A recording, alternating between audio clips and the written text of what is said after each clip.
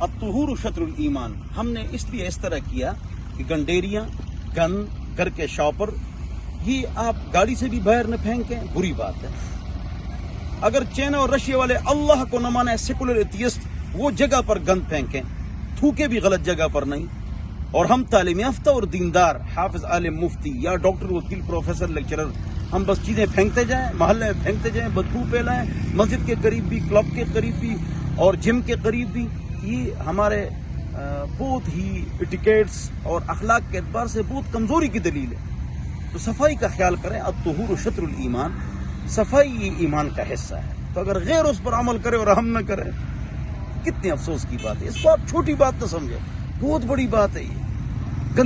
گندگی نہ پھیلائیں، کیلے کے چھلکے آپ نہ پھینکا کریں۔ اس لیے کہا جاتا ہے اگر کسی مرد کی صفائی دیکھنی ہے تو اس کی ایڑیاں، بنیان، ناڑا یہ پاک صاف ہوگا۔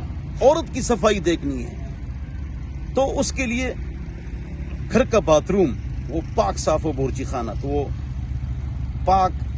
پاکی کو پسند کرنے والی عورت ہے۔ تو اللہ تعالی ہم سب کو صفائی عطا فرمائے اور اس بات پر عمل کرنے کی توفیق نصیب فرمائے۔ والسلام۔